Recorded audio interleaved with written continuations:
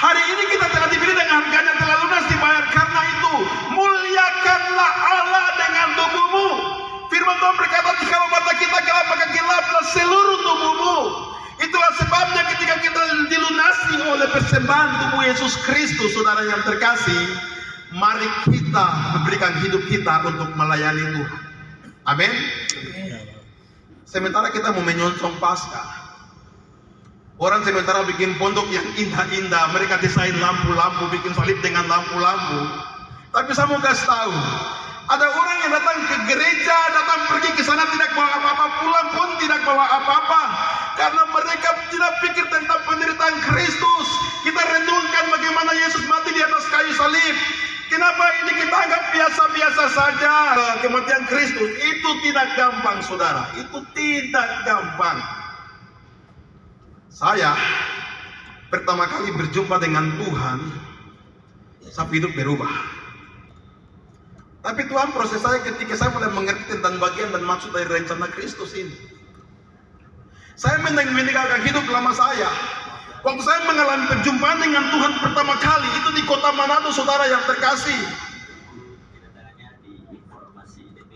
Itu pertama kali saya berjumpa dengan Tuhan itu di kota Manado, sehingga saya mengalami perubahan yang luar biasa. Saya meninggalkan hidup lama saya. Saya sudah hampir berapa tahun, 16 tahun saya sudah tidak konsumsi minuman keras. Saya tidak merokok. Saya jaga perkataan saya jaga persahabatan saya.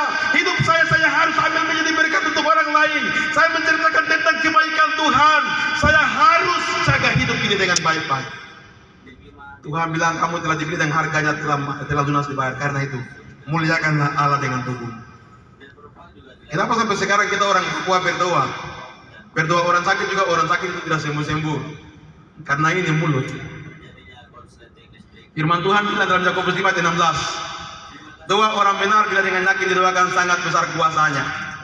Tapi kita ngusir setan dari orang yang kerasukan setan tidak keluar. Karena apa? Mulut tidak mengandung kuasa. Bagaimana kita mau berdoa orang ini mengalami kesembuhan? Kita pakai mulut ini untuk menceritakan kekurangan orang sana, tante di sebelah rumah, om di sebelah sana, ini dan itu. Sehingga hidup kita tidak membawa berkat. Firman Tuhan bilang, jagalah tubuhmu karena tubuhmu adalah kata Allah. Mulai dari mata, telinga, mulut.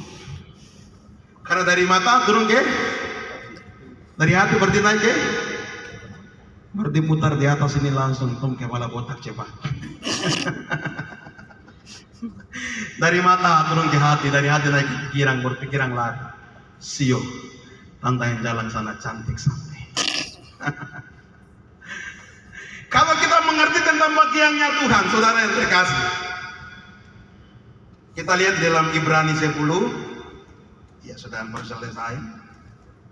Ibrani 10 ayatnya yang ke-10, saya akan membacakan ayat ini. Firman Tuhan berkata begini.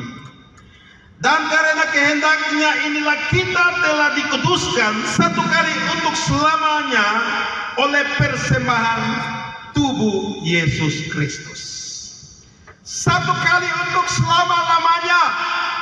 Waktu Yesus melunasi utang kita, kita telah dikuduskan. Berbicara tentang kudus, itu berbicara tentang kita bersih di hadapan Tuhan. Tidak ada noda dan celah. Apalagi kita pelayan Tuhan. Yesus sudah datang beberapa ribu tahun yang lalu. Dia dipaku di atas kayu salib untuk melunasi utang dosa kita. Kalau kita lihat dalam ayatnya yang ke-26, Firman Tuhan berkata begini. Sebab jika kita sengaja berbuat dosa sesudah memperoleh pengetahuan tentang kebenaran, maka tidak ada lagi korban untuk menghapus dosa. Jadi Yesus sudah melunasi utang dosa kita beberapa ribu tahun yang lalu. Lalu sekarang kita melakukan dosa yang tidak menyenangkan hati Tuhan. Dosa itu kita tanggung sendiri. Berani berbuat, berani bertanggung jawab. Iya. Saya punya komitmen waktu ikut Tuhan, tidak segampang yang saya pikir. Prosesnya luar biasa. Saya kuliah semester 4, saya kasih tinggal kuliah karena berkubar-kubar melayani Tuhan. Saya tamat SMA Negeri 1 Kota Manado. Yang kedua saya kuliah buat teknik, semester 4, saya keluar pergi melayani Tuhan. Karena saya mengalami proses perjumpaan pertama dengan Tuhan di kota Manado. Di tengah-tengah stadion Sarioko di Manado, itu orang buat KKR lapangan. Saya cuma ikut-ikut rame, harus pergi. Saya juga pergi lagi ikut-ikut dulu. Sementara saya punya tangan yang ada ini, waktu itu cacat karena saya konsumsi minuman keras, cap tikus ini ada ini. Tangan yang pakai pegang gelas lokin suka minum minuman keras, ini yang Tuhan tegurakan. Waktu saya tumbuh kaca karena masalah, urat semua putus. Lalu tiba ke rumah sakit Malalayang untuk harus dijahit dari dalam dengan luar. Dokter katakan, Abrianto, tanganmu itu jangan bergerak selama 3 minggu sehingga daging dengan itu harus bertemu dan sambun. Sementara orang taruh bola pingpong di tengah, lalu mereka harus main untuk tangan jangan bergerak. Selama 3 minggu, waktu saya lepas benang jahit, tangan langsung cacat begini saudara. Sendi-sendi tangan ini, urat ini mati dan kaku dan tidak berfungsi. Itu menjadi proses pertama kali saya harus berjumpa dengan Tuhan, meninggalkan hidup lama saya. Karena saya percaya Yesus mati untuk melunasi utang dosa kita. Saya bilang, Tuhan, saya lahir tangan tidak cacat, baru kenapa sekarang sendi-sendi urat mati semua dan tidak bisa bergerak? Ini bagaimana dengan hidup saya? Lalu saya berjumpa dengan Tuhan pada waktu saya duduk di depan asrama yang di Sario Manado, di Impres kanan. Ada sebuah kendaraan yang lari, lalu ada sebuah kertas yang jatuh, kertas itu melayang. Saya bilang, wah ini kertas apa ini? Sementara tangan ini karena cacat begini, urat tidak berfungsi. Saya turun pergi ambil kertas, saya baca begini. Ini stiker apa ini? Oh, stiker ibadah KKR. Lalu di situ orang tulis begini di atas, datanglah dan hadirlah dalam KKR mujizat kesembuhan dengan tema khotbah berlari menembus hujan. Saudara yang terkasih, itu perjumpaan pertama. Lalu KKR itu sudah dilakukan pada hari Kamis, hari Jumat dan hari Sabtu. Itu merupakan malam terakhir saya ada di sana. Waktu saya pergi, saya terlambat, ibadahnya sudah berjalan. Sementara saya jalan di luar stadion itu, Stadion Kodi Sario Manado, itu ibadahnya sudah selesai, firman sudah selesai. Dan pemahaman firman itu sudah alihkan kembali kepada song leader. Lalu hamba-hamba Tuhan dari Manado, cewek-cewek orang menyanyi satu pujian, itu menyentuh perasaan saya. Ku telah mati dan tinggalkan cara hidupku yang lama. Baru saya jalan di luar stadion itu seperti sesuatu yang menyentuh satu perasaan, macam masuk sampai tembus di dalam. Saya bilang, Tuhan, apa yang terjadi dalam hidup saya? Waktu saya mulai jalan, saya mau melangkah, angkat kaki saya di dalam pintu stadion pertama kali. Saya rasa seperti ada sesuatu yang dingin naik dari kaki saya sampai ke kepala. Saya masuk ke dalam, sementara ada banyak orang di tengah-tengah lapangan, mereka ingin untuk harus disembuhkan oleh Tuhan. Saya mulai jalan perlahan-lahan, saya berdiri di tengah-tengah lapangan dan saya mulai pegang sapu tangan, saya bilang, Tuhan, hari ini komitmen saya kalau memang darah Yesus itu melunasi hidup saya, hari ini saya percaya Tuhan sembuhkan tangan saya yang cacat ini, yang urat-urat sendi ini mulai mati dan tidak bergerak. Saya percaya Tuhan penuh dengan kuasa. Lalu hamba Tuhan itu berkata, saudara yang ingin disembuhkan Tuhan, mari maju ke depan. Tetap saudara yang percaya tetap berdiri di tempat, karena Tuhan melihat engkau. Sementara hujan besar turun, orang baku taruh lari semua berlindung di samping stadion. Tuhan melihat seberapa besar, seberapa jauh iman kita bertahan untuk melihat mujizat. Amin. Kalau Petrus kita keluar untuk berjalan di atas air, sampai sekarang kita baca dalam firman Tuhan ini, Petrus tidak berjalan di atas air. Kalau saudara mau lihat mujizat Tuhan, harus keluar dari perahu. Kalau sampai sekarang masih mempertahankan prinsip dalam perahu, saudara tidak bisa melihat mujizat Tuhan.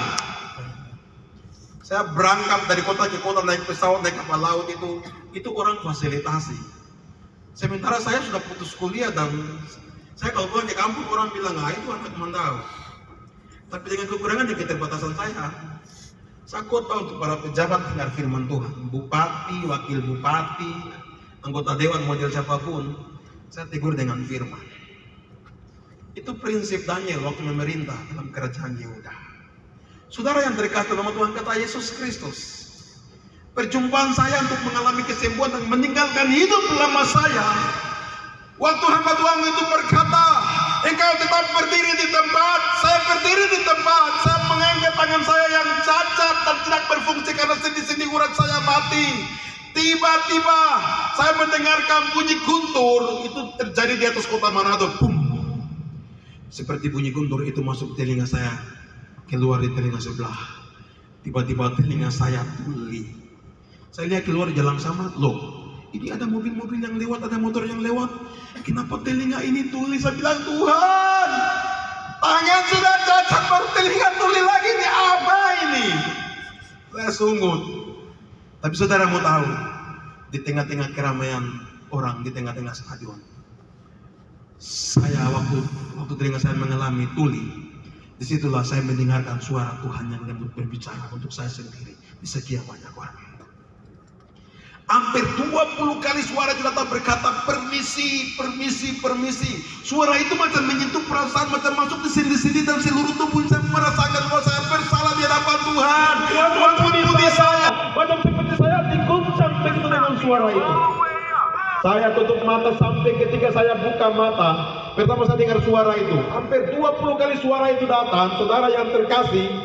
Ketika saya mendengarkan tapi saya sudah tidak dengar, apa Tuhan yang melayani KKR itu, dia jalan dari depan sekian banyak orang itu, dia jalan sampai berdiri di depan saya.